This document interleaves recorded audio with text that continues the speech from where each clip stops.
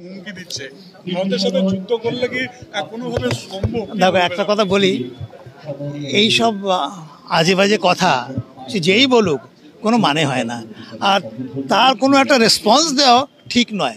সেই জন্য তো আমি ওদের গ্রাহ্যই করিনি ওরকম একটা আজে বাজে কথা বলতে পারে। আমাদের তরফ থেকে এগুলো কিছু বলা উচিত না। উস্কানি আছে কারণ অন্যরকম পরিবেশ তৈরি হয়েছে সেখানে, সেই হিসেবে ওরা ওরকম কথাবার্তা বলছে। আর যারা বলছে তারা কোনোদিন ভালো পদেও ছিল না, কোনো উচ্চ পদেও ছিল না, তারা খুব ইরেসপন্সিবল কথা বলছে। এর কোনো মানে হয় না, এর কোনো রেসপন্স দেওয়া উচিত নয় আমাদের। সত্যি কথা এই দেখো ওই সব ব্যাপারে কখন হয়, পরমাণু কোথায় কোথায় পাবে ওরা বলো সব। না ওরা এইসব যারা বলছে তাদের কোনো লোকাল স্ট্যান্ডে নেই, তাদের কোনো মানে they have nothing to say. কি বলবো আর ওদের কথা শুনে কেন আমরা রিয়াক্ট করবো? প্রাক্তন কে? প্রাক্তন সেনা যদি একজন মেজর কিছু বলে সেটা গ্রাহ্য করতে হবে?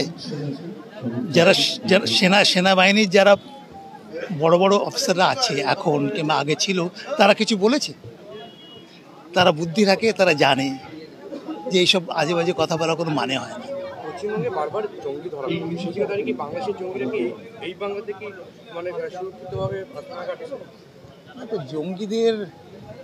জঙ্গি অ্যাক্টিভিটি সব জায়গাতেই চলছে, সে ইউরোপেও চলছে, আমাদের দেশেতে চলছে। আমরা তো we are the worst victim of terrorism, state sponsored terrorism, Pakistan থেকে আসছে না। তো আমাদের ইন্টারনাল সিকিউরিটি মেকানিজমকে আরও স্ট্রং করতে হবে।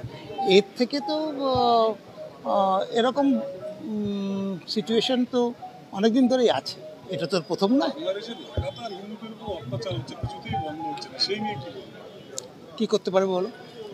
জাতীয় পতাকার অবমাননা করেছে, সেই নিয়ে এরা সব ফ্রিঞ্জ এলিমেন্টস, এদের কিছু করতে হবে, করছে, কিন্তু আসলে